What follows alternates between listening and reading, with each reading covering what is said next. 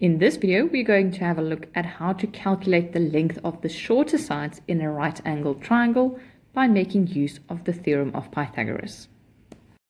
The Theorem of Pythagoras says that the hypotenuse squared is equal to the sum of the other two sides squared. When we now want to determine the length of one of the shorter sides, we need to get it alone on one side of the equation. So, for example, if we want to determine the length of C, we want C squared alone on the one side, and we already have B squared on the left. So, to get the A squared on the left as well, I will have to subtract on the left. Similarly, if I want to get A squared alone, it means I will have to take the left where I already have B squared and subtract C squared. From this, you can see that when determining one of the shorter sides of my right-angled triangle, I will always start with my hypotenuse squared and subtract the other side squared. Example 1. Determine the length of BC. Here we still have a right-angled triangle, but this time we don't want to calculate the hypotenuse, but rather one of the shorter sides. In this case, we are using capital letters to indicate side BC, but you still have the choice to rather use your lowercase letters A, B, and C. In this case, we need to determine side A. So you can start off with the normal Theorem of Pythagoras, saying that the hypotenuse squared is equal to the sum of the other two sides squared. We already know that the hypotenuse is 55. We want to determine A, and we were given that C is 33. We want to solve A, so we want the 33 squared on the left, and we do that by subtracting it. 55 squared minus 33 squared is 1,936. And if we now want only A, we need to determine the square root of this value.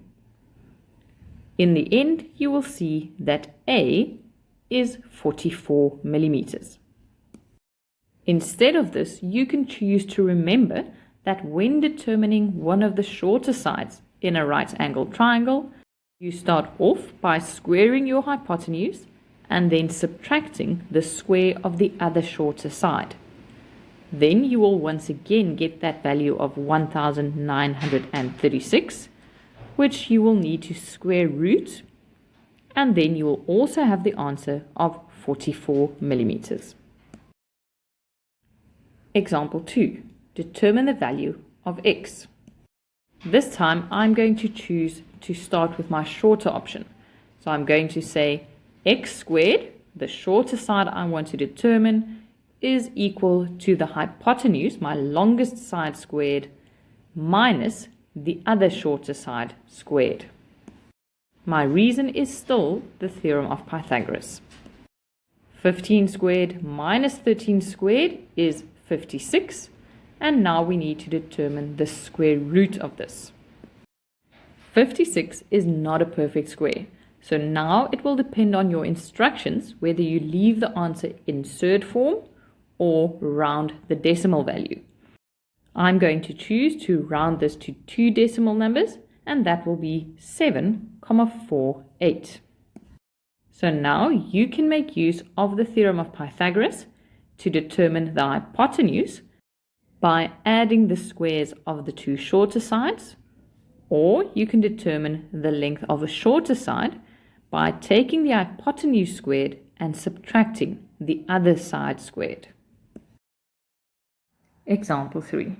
Determine the length of CD. We now know that we can use the Theorem of Pythagoras only in right-angled triangles. Triangle ABC is given as a right-angled triangle, and therefore we can say that triangle BDC is also a right-angled triangle because at point A we have angles on a straight line. But if we want to work in triangle BDC to determine the hypotenuse, we need both the shorter sides. Unfortunately, we only have one of these sides. That means that we will have to start off determining the other shorter side, side CB.